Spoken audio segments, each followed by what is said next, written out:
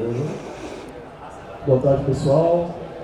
Começando a palestra aqui, o Vinícius, os 5 superpoderes do Vibe Coding que vão mudar como você desenvolve software. Ele que é palestrante, líder técnico numa empresa de logística lá em Chicago, e uma salva de palmas, por favor, para ele. Obrigado pessoal. Hoje eu vou falar sobre superpoderes do Vibe Coding e eu queria começar com algumas perguntinhas para vocês. Quem que já usou o Vibe Coding para fazer alguma coisa que você antes não conseguia fazer? Isso é autonomia. Quem que já usou Vibe Coding e se sentiu ali muito bem, se divertindo e tal? É o D, é diversão. Esse O é de opções. Quando você está ali no Vibe Coding e tal, criando coisa com a IA, e você pensa, pô, e se eu fizesse de outro jeito? Você pode experimentar, né? Essa outra forma de fazer. É o O da sigla. O R é de rapidez, esse eu não vou nem dizer, porque todo mundo sabe que é rápido mesmo o negócio. E o último é a ambição, né? A gente consegue, com a ajuda da inteligência artificial, criar coisas que antes a gente achava que não valiam a pena ou que não eram possíveis, né? Bom dia, boa tarde, na verdade. Eu sou o Vinícius Mendes, eu sou o pai de Sara e Gisele, eu sou daqui de Natal também. E eu atuo como Staff Engineer na LoadSmart, que é uma empresa de logística lá em Chicago. E eu tenho mais de 20 anos desenvolvendo software. Passei já por várias fases aí desse mundo de desenvolvimento. E eu sou membro da Associação Python Brasil, né? É a associação das pessoas que desenvolvem ou que têm alguma relação com a linguagem de programação Python no Brasil. Antes de trabalhar na LoadSmart, eu trabalhei na DataPrev, que é a empresa de previdência social, empresa de tecnologia da previdência social. Trabalhei no G1, na Globo.com, e também trabalhei tanto no desenvolvimento do sistema de UFRN, quanto fui professor substituto lá por um semestre só, tá? E a agenda de hoje é essa aqui. Vou começar falando o que é Vibe Coding. Eu acho que cada pessoa aí deve ter um conceito diferente de Vibe Coding na cabeça, e aí eu vou tentar explicar um pouquinho do porquê disso. O próximo item vai ser como que a IA impacta a carreira das pessoas. Perceba que eu botei pessoas aqui. O terceiro item eu vou falar de cada um daqueles pontos lá, da sigla da ambição, da diversão, das opções, da rapidez e da autonomia. Vou mostrar como que é um loop de Vibe Coding, o que eu entendo como esse loop e o que eu vejo também na literatura. E no final vou falar como que isso pode dar errado. Algumas dicas aí que eu venho aprendendo junto com o trabalho assistido pela IA, né? Primeiro capítulo, né? O que é Vibe Coding? Eu perguntei para o Gemini. E aí ele me disse isso aí. É quando você desenvolve um aplicativo, site ou jogo inteiro apenas conversando com inteligência artificial, sem digitar uma única linha de código. O programador deixa de ser um digitador e passa a atuar como um diretor ou arquiteto. Isso está longe de ser ficar mandando prompt e esperando que a IA acerte o que a gente quer, né? Você está atuando como diretor e arquiteto daquela solução que a IA está desenvolvendo para você. E aí eu disse, tá, o Gemini pode ter alucinado e criado essa ideia de diretor e arquiteto aí. Aí eu pedi para ele dar referências, né? Uma forma da gente verificar, botar a IA para verificar o que ela está fazendo. E aí ela me citou tanto essa publicação do Andrei Karpathy, que é um dos cofundadores da OpenAI, e citou alguns estudos científicos que eu não vou listar aqui. E um outro modelo me deu essa definição aí que eu já tinha lido nesse livro. Que o Vibe Coding ele acontece sempre que você está direcionando e não digitando, permitindo que a IA cuide da implementação enquanto você foca em visão e verificação, que é justamente o que a gente precisa estar fazendo, é definindo a visão e verificando se o modelo está indo na direção que a gente espera. Inclusive, esse livro aqui eu recomendo, muito bom, eu li inteiro, assim, mais rápido do que eu sou acostumado a ler, porque quando o livro é bom a gente lê rápido, né? E aí eu perguntei por que muita gente tem uma certa resistência, né? Por que não gostam de usar o termo, né? O primeiro ponto é a hype, o segundo é que soa superficial ali, vibe e tal, parece uma coisa divertida, parece que não é uma coisa técnica, tem uma sensação de que é fácil e de que é irresponsável, né? Você está só pedindo para a IA e ela está fazendo, e você pedindo e ela fazendo. E aí muito disso veio justamente do tweet do Karpati. Existe um novo tipo de programação que eu chamo de vibe coding, onde você se entrega completamente à vibe, abraça exponenciais e esquece que o código sequer existe. Você está esquecendo que o código existe, você tem zero responsabilidade sobre o código que ele está gerando, né? Se está funcionando, está bom. Não preciso saber que tem código. E ele ainda fala mais, ele fala, ó, eu aceito tudo sempre, eu não leio mais diffs. Eu não vejo nem o que ele está fazendo. O código cresce além da minha compreensão. Então ele também não está entendendo o que a IA está fazendo. E eu apenas contorno o bug e peço mudanças aleatórias até que ele suma. Então aqui parece mesmo uma loteria, né? Tipo, ele está mandando prompt ali até o negócio funcionar do jeito que ele quer. E aí quais são os outros termos, né, que as pessoas preferem? Aí tem vários. Tem Prompt Engineering, AI Assisted Engineering, Programming Development, AI Driven, Agentic, Harness Engineering, Spec Driven Development e assim vai. Eu estava assistindo, inclusive, a palestra lá de Spec Driven Development, que foi muito boa ali no conceito que a gente precisa para entender o que é essa ideia de definir especificações para conseguir que o modelo trabalhe em cima daquelas especificações. E eu acho que isso se parece muito com a forma que eu imagino que eu faço vibe coding. E, inclusive, o que aquele livro coloca, que você precisa definir o que você quer claramente para que a IA consiga ter um resultado. Você precisa definir quais são as formas de verificar se aquele resultado está dentro do que você espera e assim por diante. Então, assim, o ponto aqui é que a principal diferença entre esses termos todos aí está muito na percepção dessa responsabilidade técnica, na compreensão, na verificação e na disciplina de engenharia que você está aplicando ali no que você está fazendo. Então, se você está mandando prompts num sentido em que a IA siga boas práticas que você definiu, se você está levando a IA a verificar o trabalho de acordo com padrões bem estabelecidos, você vai ter um bom resultado. E o ponto é justamente a responsabilidade técnica aqui. E aí, por falar em responsabilidade, eu vou entrar agora no assunto de como que ela impacta as carreiras, né?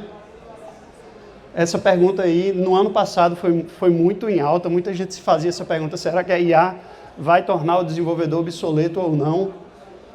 E aí aquele livro que eu citei lá no começo, ele faz essa analogia aí com o chefe de cozinha, né? Ele fala que todos nós fomos promovidos a chefes de cozinha. Agora a gente não faz mais o prato, a gente delega para os subchefes fazerem o prato e a gente diz como é que faz. Só que delegar a implementação não é delegar a responsabilidade. Você está delegando a implementação para a IA, mas você continua sendo responsável pelo que a IA vai gerar. Então você tem que gerenciar o desenvolvimento disso aí, você tem que manter a integração desse sistema que a IA está gerando com o que já existe, você tem que definir os padrões, você tem que criar os procedimentos de como uma pessoa ou um novo agente que for usar aquele código entenda como que o código funciona para seguir os padrões daquele repositório, daquela base de código, e você é quem faz essa coordenação toda, não é a IA. Então você tem que estar sempre no controle. E o ponto é que você não tem mais como rejeitar essa promoção. Quem rejeitar essa promoção, quem achar que vai continuar fazendo o trabalho da forma que sempre fez, vai ficar para trás. O mundo está mudando e se o seu trabalho, não estou nem falando mais de código aqui, se o seu trabalho envolve pensar, analisar, criar, comunicar, se o seu trabalho é relacionado a conhecimento, a IA está mudando todo o trabalho relacionado a conhecimento. Não é só código, tá? É especificação, é benchmarking, é análise jurídica, é análise contábil, é tudo que você imaginar que envolve conhecimento, a IA está mudando. Não estou dizendo que vai acabar com advogado, com contador, com engenheiro, não. O ponto é esse aqui, ó. A IA não vai substituir as pessoas, mas talvez as pessoas que usam a IA vão substituir as que não usam, certo? Isso aí é muito parecido com o que já aconteceu várias vezes no mercado de tecnologia, né? A gente tinha antigamente o Assembly, aí criaram-se os compiladores com as linguagens de alto nível, aí disseram, vai matar os programadores de Assembly. Resultado, ainda existem programadores de Assembly, poucos, mas a maioria foi para o sentido de criar código em linguagem de alto nível, né? Então, aprendeu a usar a tecnologia nova. Visual Basic vai destruir programadores, e assim por diante. What you see is what you get, plataforma de low-code, plataforma de no-code, tudo isso aí veio aparecendo e a gente continua sendo programador até hoje, né? Então, o ponto é que as pessoas, elas são maiores do que a tecnologia. A tecnologia, ela não existe sem as pessoas. E se a IA é uma tecnologia, as pessoas também são maiores do que a IA. É a gente que está no controle. E aí tem essa visão que mostra que a expectativa é que, com o desenvolvimento da IA, com a geração de código a partir da IA, vão existir mais empregos para programadores e não menos. E aí quem disse isso foi baseado nesse paradoxo aqui. Quando você barateia o acesso ou torna mais eficiente um recurso, o uso de um recurso, você vai aumentar a demanda por esse recurso. E o recurso que eu estou falando aqui é programador, é software. Quando você barateia, as pessoas vão começar a encontrar novas formas de usar aquele software, de criar novos softwares para resolver problemas que antes não se pensavam possíveis através do software. Isso vai aumentar a demanda por software, aumentar a demanda por programadores. E aí eu entro nos itens aqui dos superpoderes. O que é que a gente ganha com o Vibe Coding ou com o engenharia assistida por IA, ou como quer que a gente chame. Autonomia, diversão, opções, rapidez e ambição. Por que autonomia, né? Autonomia porque agora a gente consegue completar tarefas que antes a gente precisava de outras pessoas para fazer. Antes a gente precisava de um especialista de banco de dados para entender como criar uma tabela, um índice otimizado lá no banco de dados. Antes a gente precisava de um especialista em infraestrutura para conseguir identificar em que ponto do meu Dockerfile eu ia precisar alterar. E hoje a gente consegue perguntar tudo isso para a IA, e a IA ajuda a gente a fazer. No máximo eu vou precisar da pessoa para revisar. Eu digo, olha aí, a IA fez isso aqui, está certo, está errado.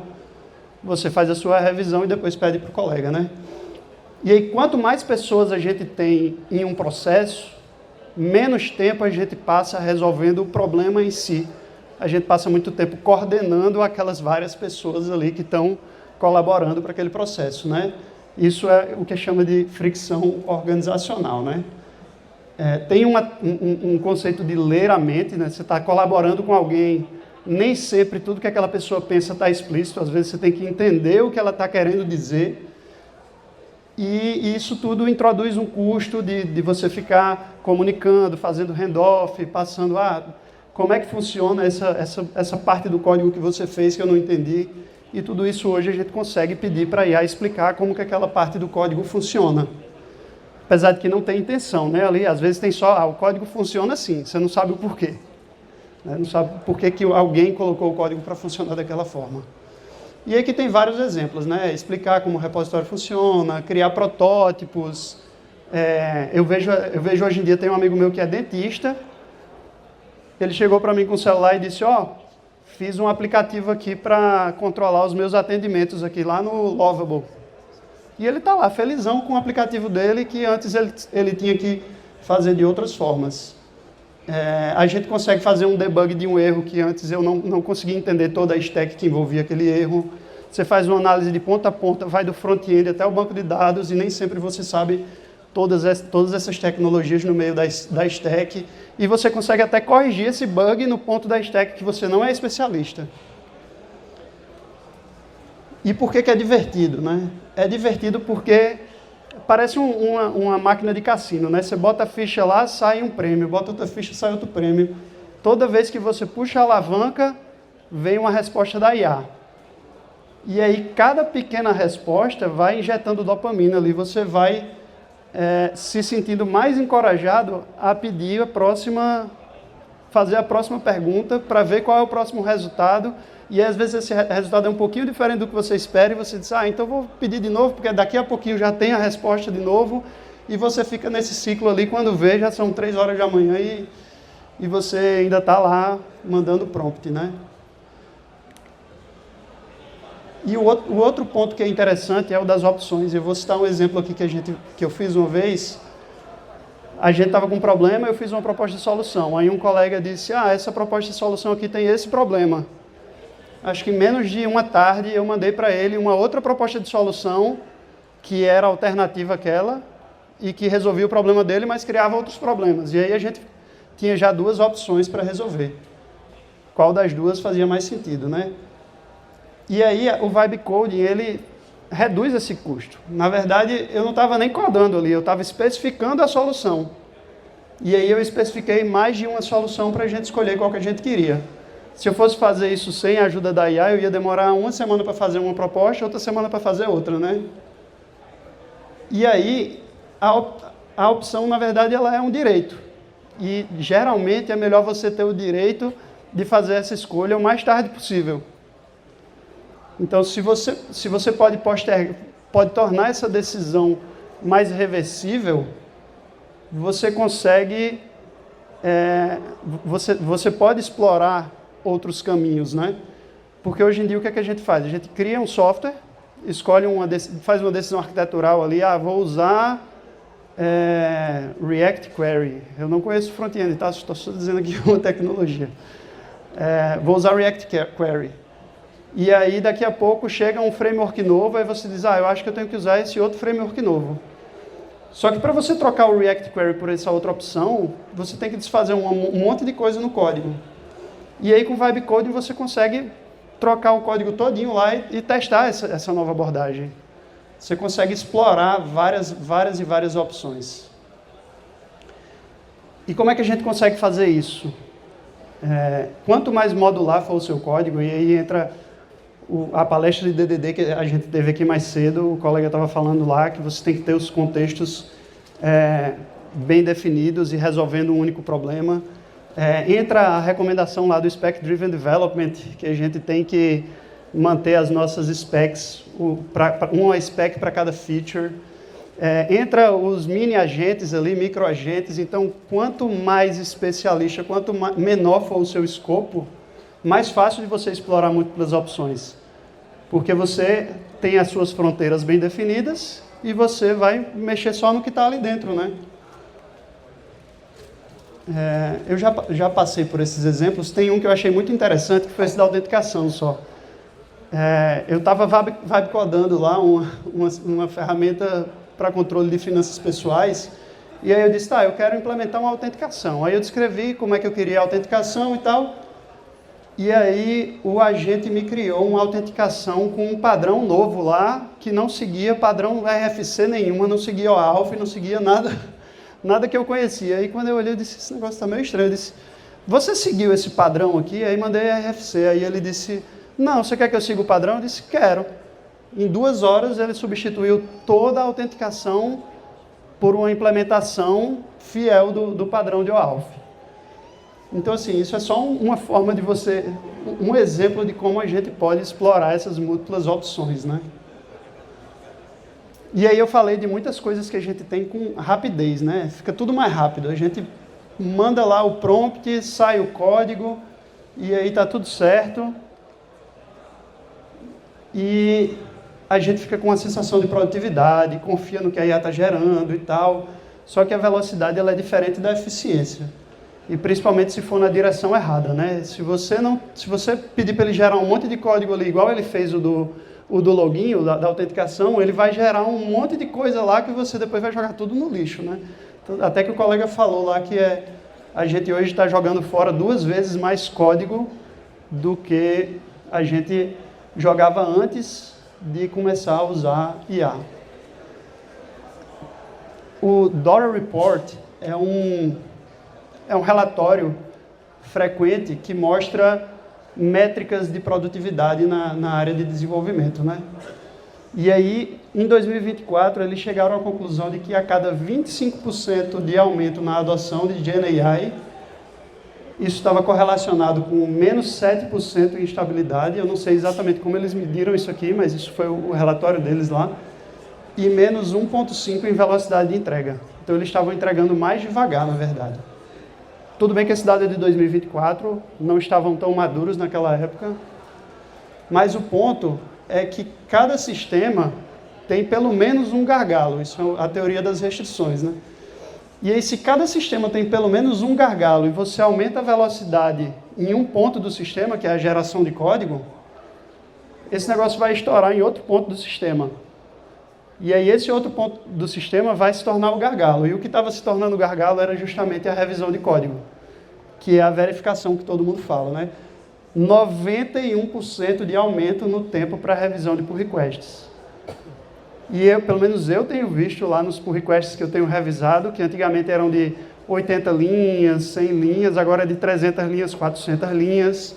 Teve um que um amigo meu mandou no começo do ano que era 30 mil linhas, só que ele tinha rodado um linter lá diferente e aí tinha mudado o código inteiro. Aí eu disse, não, amigo, vamos fazer por pacote pelo menos, porque 30 mil linhas não dá para revisar, né? Beleza. Próximo item, ambição. A ambição, ela vem justamente porque a gente diminui o retorno sobre o investimento. Sempre quando a gente vai priorizar uma iniciativa, a gente faz essa continha, né? Quanto que eu espero que essa iniciativa dê de retorno, qual é o custo dessa iniciativa, e aí eu encontro lá que o ROI da iniciativa é X. Essa fórmula aí mostra que o ROI ele é inversamente proporcional ao custo, né? Então, se o custo diminui, o meu escopo ficou igual, o meu ROI aumenta. Se o meu ROI aumenta, passou a ser mais interessante eu aplicar essa solução aí. E aí as tarefas elas começam a ser feitas. Aquelas coisas que a gente botava no backlog ali. Eu queria aqui consertar a forma como esse payload está sendo retornado, porque ele está diferente do padrão do projeto. Isso aí ia ficar lá no backlog até o final da vida, porque nenhum gestor de produto ia priorizar isso aí, porque não entrega nenhum valor para o negócio, né? Aí o dev ia lá, beleza, paguei um débito técnico aqui com Vibe Code, mando um prompt lá. É muito na linha do que o colega ia mostrar ali com o Sentry, a gente faz também direto. Surgiu um erro no Sentry lá, que é a nossa ferramenta de monitoramento de erros. Eu mando logo o cursor analisar a causa raiz e dar uma proposta de solução. E aí ele vai, já dá a proposta de solução, às vezes faz sentido, às vezes não. E aí se fez sentido, eu já matei um bug ali sem quase custo nenhum, né? Então, trabalhos que a gente fazia, deixava de lado antigamente, tipo documentação. Documentação, agora você consegue ter uma documentação mais fiel ao código. Até mesmo que o Uncle Bob falava lá no Clean Code, de que a documentação não é boa porque você vai alterar o código e vai esquecer de alterar a documentação. O LLM raramente esquece se for no mesmo método ali.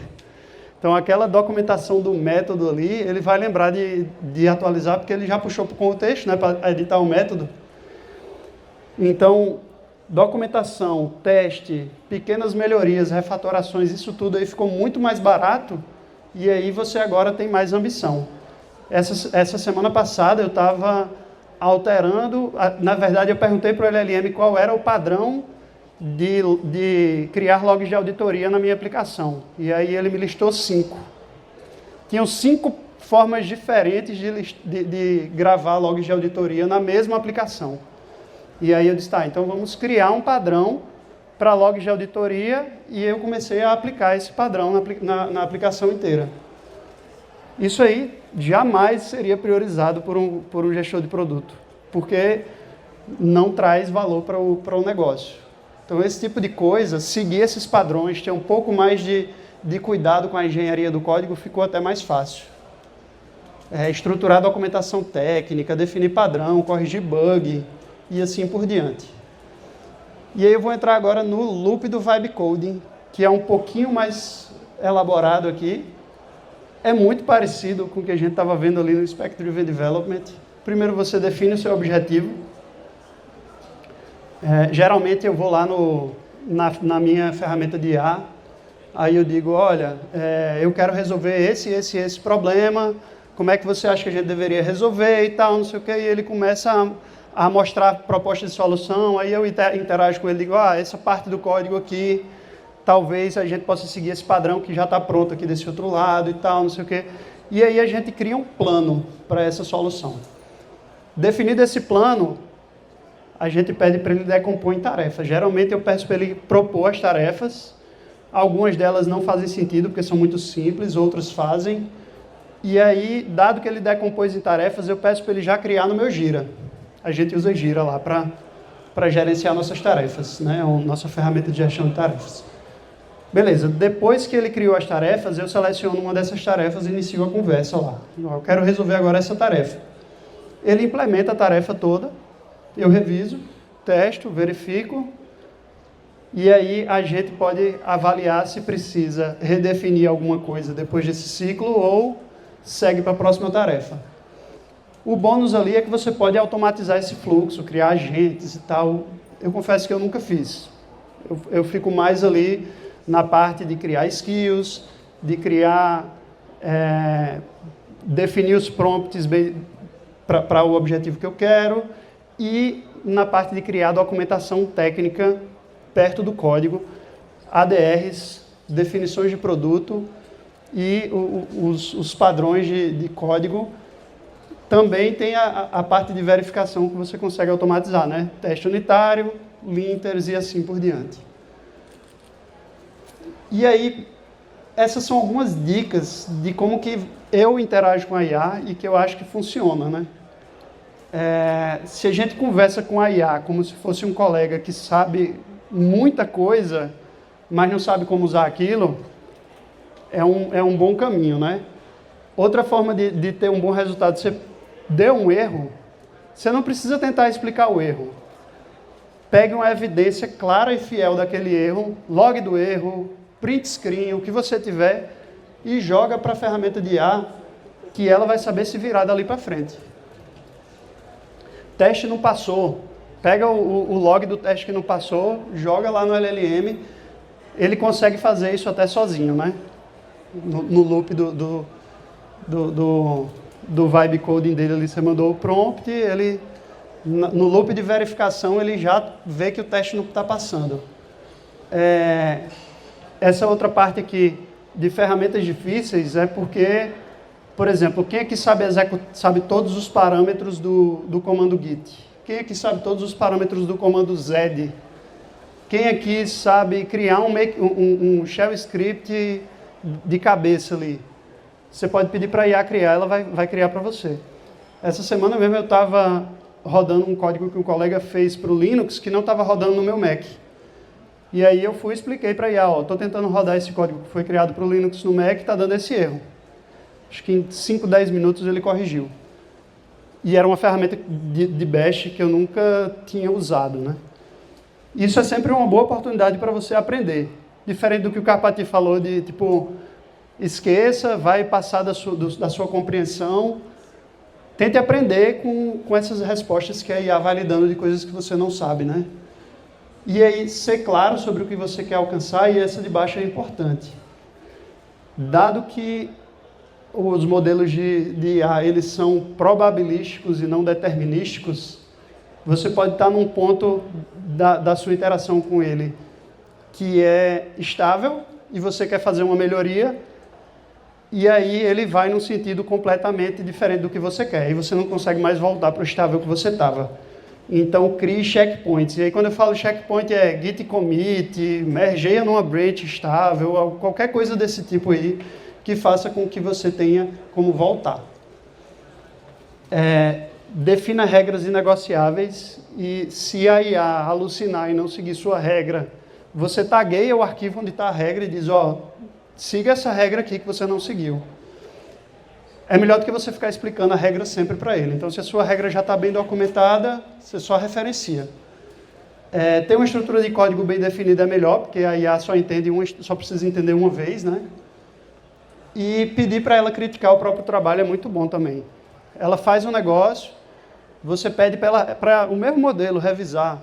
Ele não tem apego pelo que ele gerou, não. Ele vai criticar como se fosse outra pessoa que fez. E aí a mágica ela acontece justamente quando o modelo ele consegue observar, executar o que ele fez e validar. E aí ele consegue iterar sozinho ali. Enquanto ele não conseguir fazer isso, você estando no meio ali, vai ficando um pouquinho mais lento o processo, né? E o que é que pode dar errado? É um pouco do oposto, né? Acho que muita gente já falou sobre isso aqui. Tarefas muito grandes, contexto enche, dá errado, não ter critérios claros, não ter um critério de verificação do que você espera de resultado dali, você não está supervisionando suficientemente, principalmente o que for complexo, inovador e de alto impacto. Se for uma coisa mais corriqueira, que todo mundo sabe, todo mundo faz e tal, muito provavelmente o modelo vai acertar, mas se for uma coisa complexa que você está fazendo que nem todo mundo faz e tal, talvez ele dê uma alucinada. Você não definir bem os limites do que a IA pode fazer, e aqui eu particularmente não deixo o modelo comitar por mim. Do Git para frente é meu. Eu defino essa fronteira porque é até onde eu consigo verificar. Ele faz o trabalho dele, na hora que precisa do humano verificando, eu vou lá, entro e faço a gestão do controle de versão daquilo ali. Um loop de verificação muito longo. Se a IA consegue desenvolver coisa muito rápido, se você demorar para verificar, aí você não vai conseguir verificar mesmo o que ela está fazendo, né? Eu tenho até um exemplo do projetinho de finanças pessoais que eu estava fazendo. Eu pedi para ela fazer 5 versões diferentes da mesma coisa. Na verdade, eu pedi para ela fazer a mesma coisa 5 vezes, e ela gerou 5 versões diferentes. E aí eu só fui perceber isso depois que ela já tinha gerado as 5. Aí eu passei mais uma semana pedindo para ela criar abstrações comuns entre as 5 versões lá, para não ficar com um monte de código fazendo a mesma coisa. E se você não tem os padrões bem definidos também, se ela não sabe qual é o padrão, ela vai inventar o dela, né? E é isso. O que aprender, validar e controlar frequentemente. Um código mais modular, ele reduz a complexidade, então o LLM precisa de lidar com um contexto menor para resolver os problemas, e também para explorar as opções que eu falei lá no começo. Aprendizado constante é você, enquanto engenheiro, enquanto pessoa que trabalha na área de TI ou de tecnologia, você precisa estar disposto a sempre estar aprendendo, porque a área ela é assim mesmo, é dinâmica, e sempre que você tiver alguma dúvida sobre o que a IA está fazendo, pode perguntar para ela que ela vai lhe explicar, e aí você vai aprender alguma coisa com aquilo ali. Claro que verifica se ela não deu uma alucinada também. Era isso que eu tinha para hoje. A minha mensagem que eu quero trazer é que, ao invés de temer a IA, que muita gente tinha esse sentimento, ainda tem, aprenda como aproveitar. Eu trouxe aqui algumas dicas, não é tudo. O mundo, inclusive, amanhã já deve surgir uma coisa nova aí que a gente não está sabendo. Aqui estão as minhas redes sociais, esse QR Code aponta para aquele Linktree ali, e lá também tem o link para esses slides. Muito obrigado.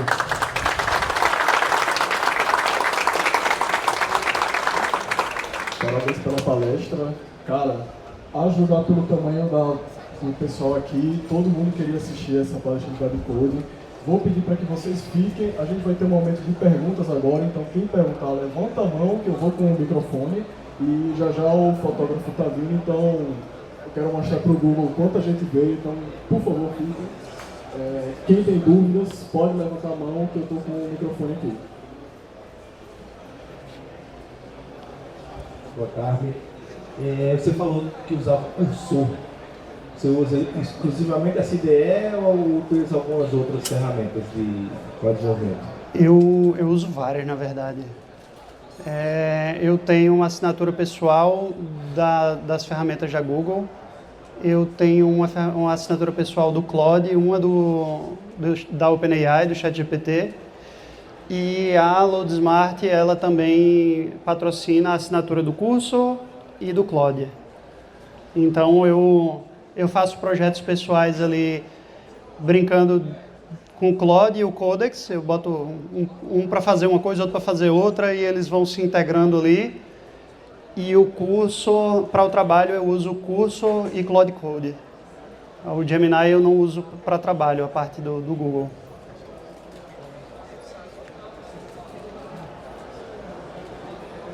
Primeiramente, parabéns pela palestra, foi muito boa.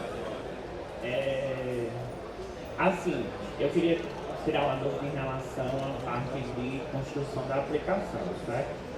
Porque eu uso o Vibe Coding, mas eu usei assim, um trabalho mais individual, né? Não tinha uma equipe, por exemplo, para dividir várias tarefas.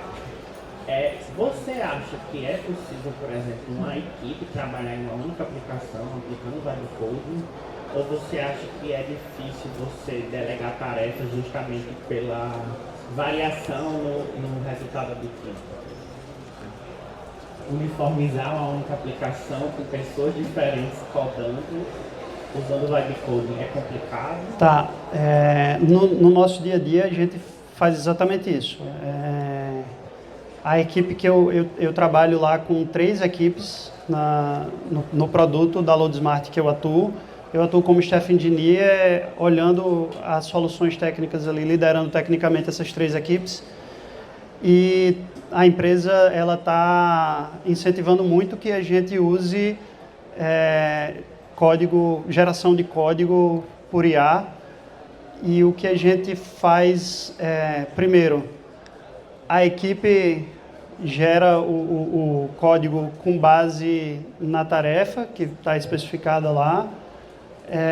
A gente tem criado essa cultura de documentar as decisões arquiteturais do produto para que todas as pessoas e agentes sigam mesma definição arquitetural.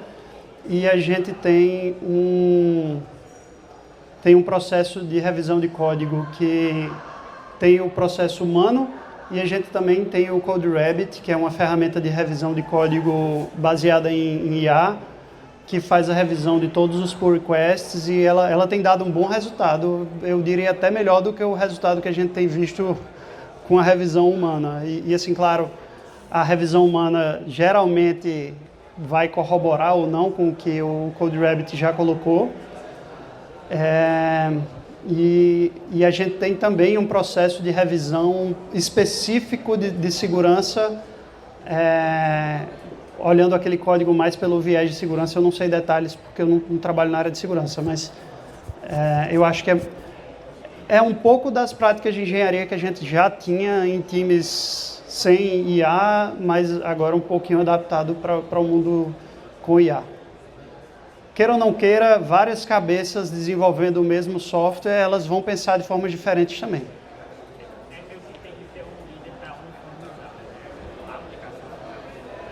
É mais o consenso ali, né? Do que uma pessoa definindo tudo. A ideia é mais que as pessoas elas entrem em consenso sobre quais os padrões que a gente tem que seguir. Pessoal, eu vi que tem 2 pessoas que já quiseram fazer pergunta, mas antes do pessoal ir embora, eu vi que está de